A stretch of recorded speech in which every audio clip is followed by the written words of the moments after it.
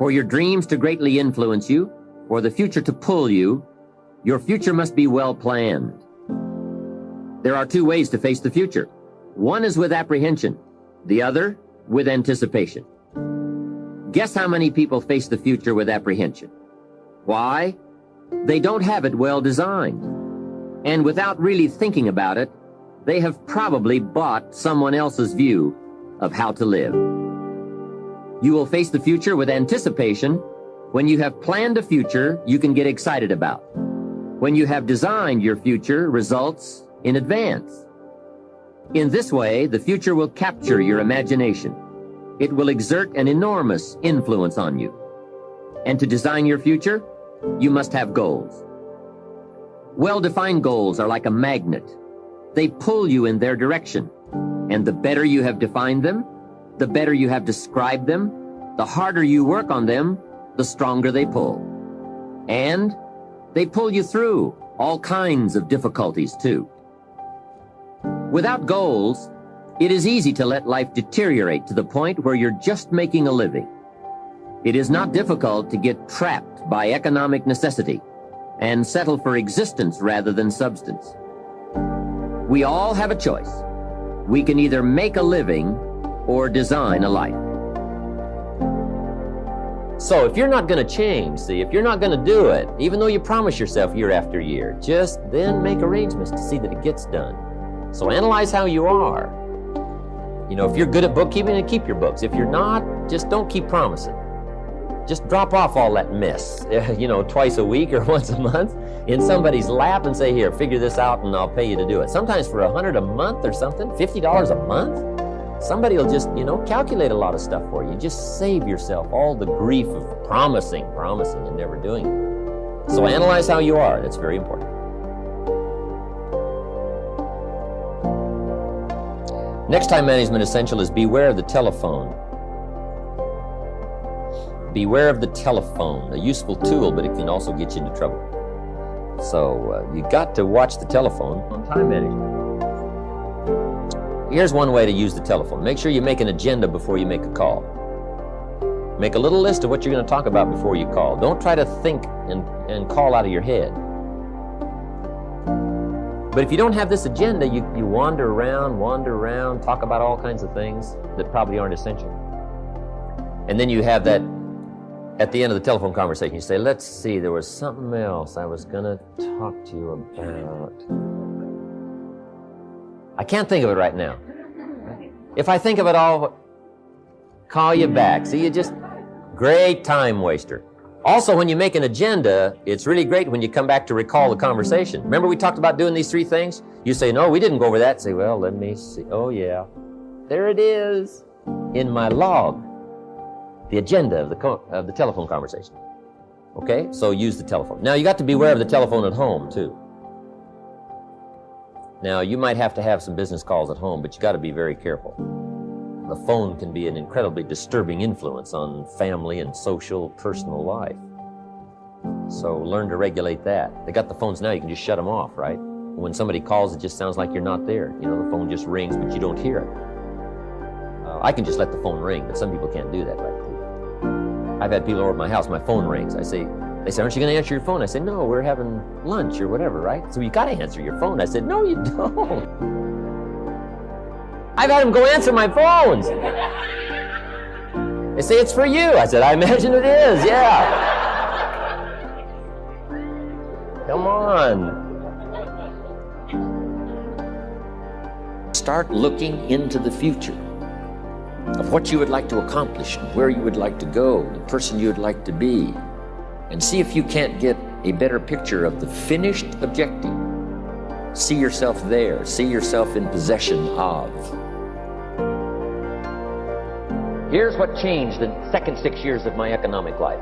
It was my philosophy that changed. The set of the sail of better thinking, correcting the errors of the past and picking up new disciplines for the future. That's all I had to do at the end of the first 6.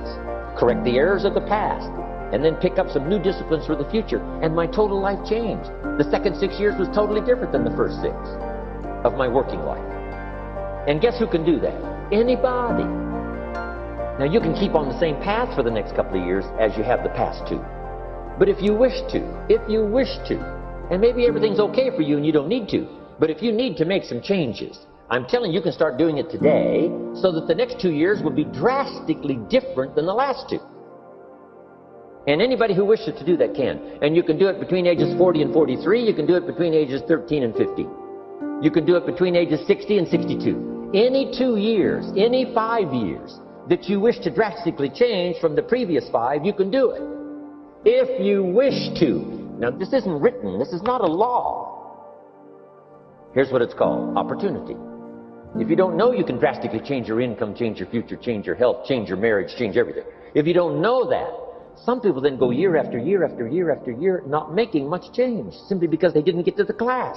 They never read the book. They never went to the seminar. They never made the discovery. They didn't seek for the knowledge of how could I make my life better.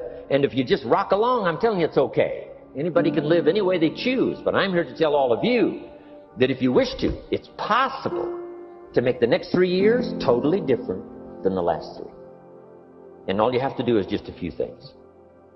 So if you got that one now, it's not the blowing of the wind that determines your income.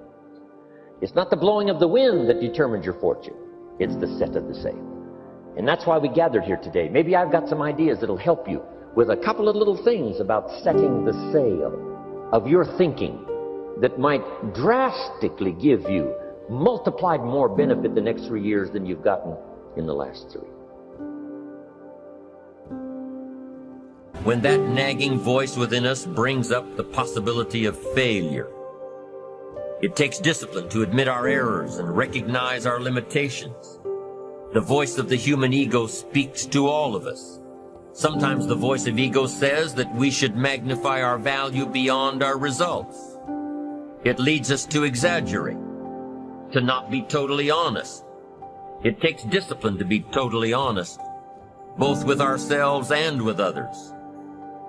Be certain of one thing: every exaggeration of the truth, once detected by others, destroys our credibility and makes all that we say and do suspect. As soon as a business colleague figures out that we tend to exaggerate, guess what? They'll always think we exaggerate, and they'll never quite hold us in the same regard again. Never. The tendency to exaggerate, distort, or even withhold the truth is an inherent part of all of us. It takes discipline to change a habit, because habits are formed a little bit each day, every day, every day. Once habits are formed, they act like a giant cable. They act like a nearly unbreakable instinct that only long-term disciplined activity can change. We must unweave every strand of the cable of habits slowly and methodically, until the cable that once held us in bondage becomes nothing more than scattered strands of wire. It takes the consistent application of a new discipline, a more desirable one, to overcome one which is less desirable. It takes discipline to plan. It takes discipline to execute our plan.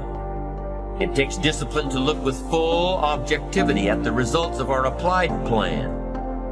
And it takes discipline to change either our plan or our method of executing that plan if the results are poor. It takes discipline to be firm when the world throws opinions at our feet.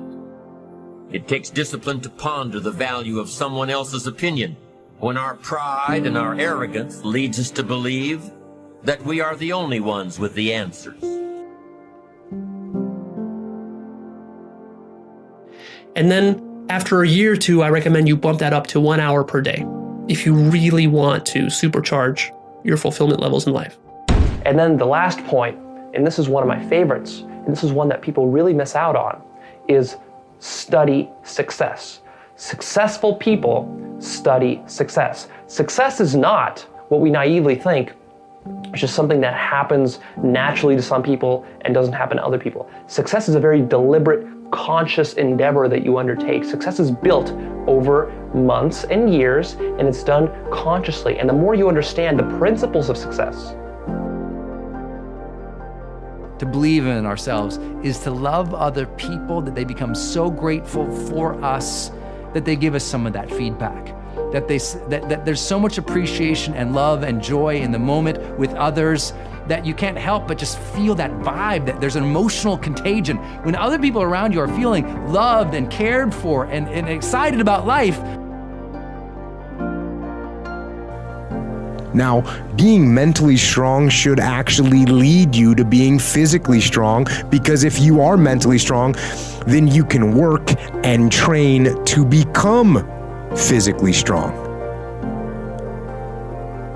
But if you're mentally weak, then you will not hold the line on the good foods and the good workouts, and you won't get physically strong or healthy. But recently somebody else said, oh, well, instead of saying sorry, try saying thank you. So when you run into a meeting and you're late, oh, sorry, I'm late, or to a call, say thank you for your patience. So, can you be weak and strong at the same time? Yes, but I say be strong. Train your physical strength and exercise your mental strength by doing the right things, the hard things.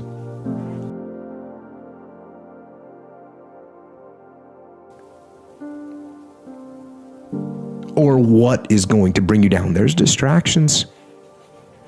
There are things out there that will do you harm that are so camouflaged you can't see them at all.